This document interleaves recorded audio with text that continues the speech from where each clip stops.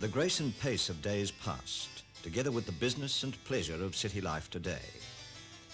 Our links to the past are enriching the present, thanks in part to the painstaking preservation of our legacy of heritage buildings.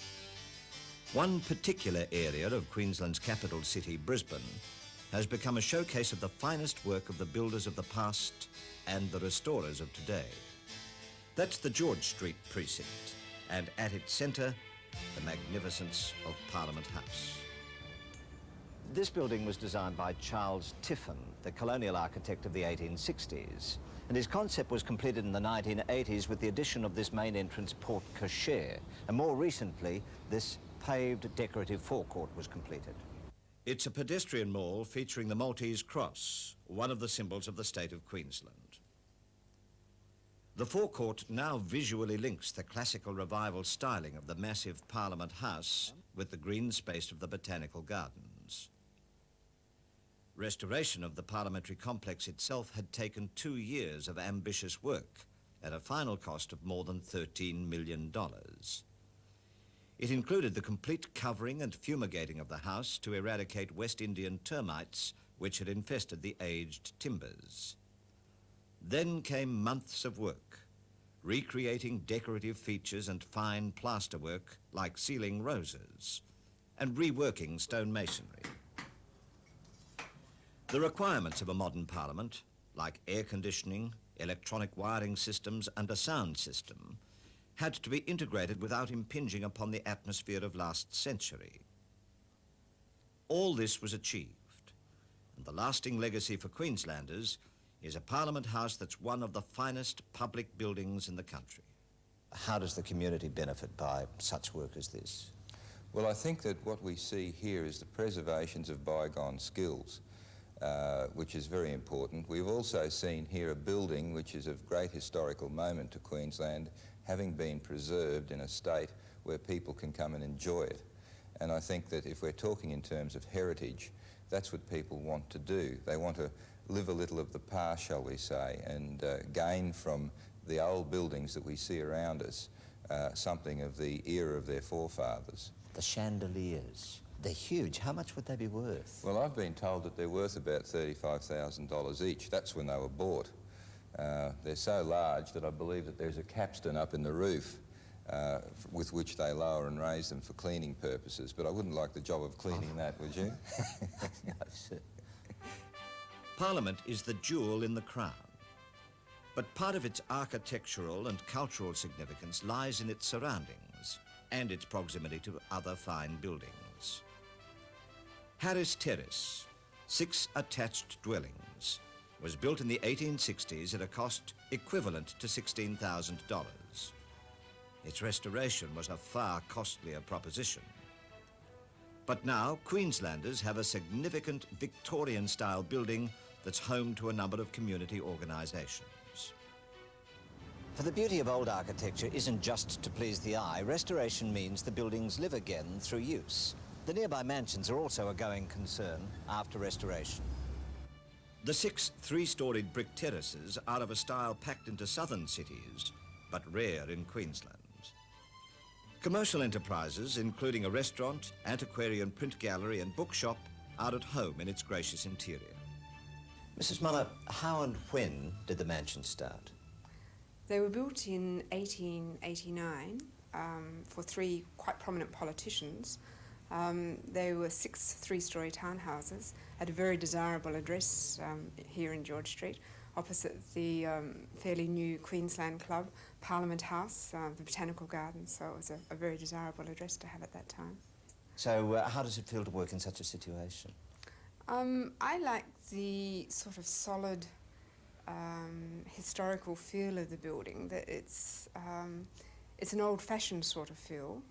One historic building that's definitely without that old-fashioned feel is the old government printery in William Street. The sandstone and brick building was structurally sound and its original exterior remains. But inside, it's now a wonderland, a science centre. Doesn't it look excellent? Look in there. Thousands of children are being challenged, educated, entertained by its hands-on approach to the sciences. It's a centre for the future in a building from the past. That's in line with the government policy that says treasured old buildings should be people places wherever possible. Parliament House itself is open to conducted tours. It has proved very popular with visitors, particularly during the annual colonial George Street Festival. The popularity of the festival is a reminder that our heritage buildings are a vital drawcard for tourists. That yearly showcase of the George Street Precinct has grown from a simple opportunity to view heritage buildings free of charge to a full-scale festival. It's a celebration of the past and present.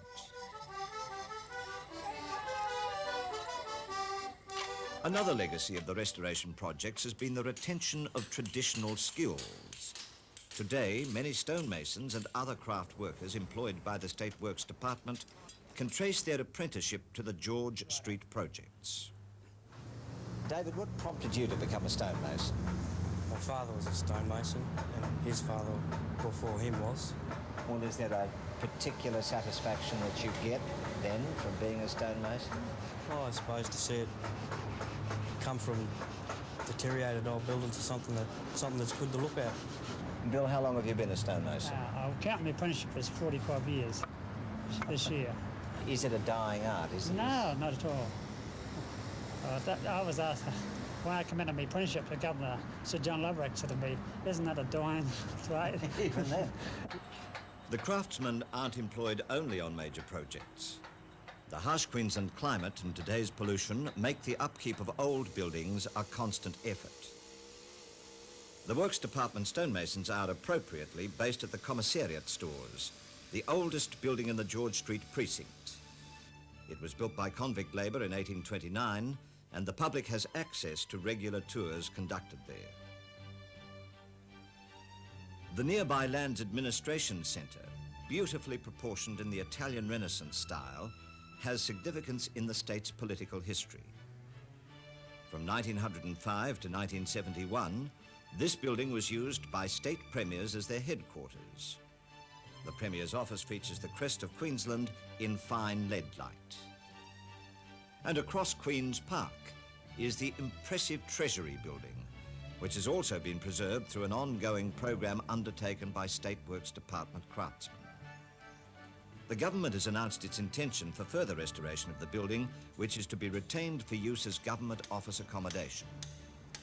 The project is part of the Building Heritage Program to preserve state government-owned buildings of historical and architectural note. That's a massive and costly undertaking.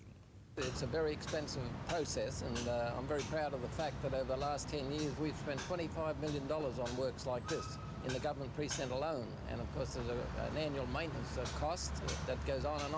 And once again I could pay tribute to those people who do the work for us. They do magnificent work. And what do you see is the whole point of your refurbishment program? What is the emphasis of it? Oh, the emphasis is part of our history, part of our heritage. We've got buildings here that date back to the first settlement in Brisbane. And we're doing all we can to make sure that we have something here that our kids and our grandchildren will be very proud of in the years to come.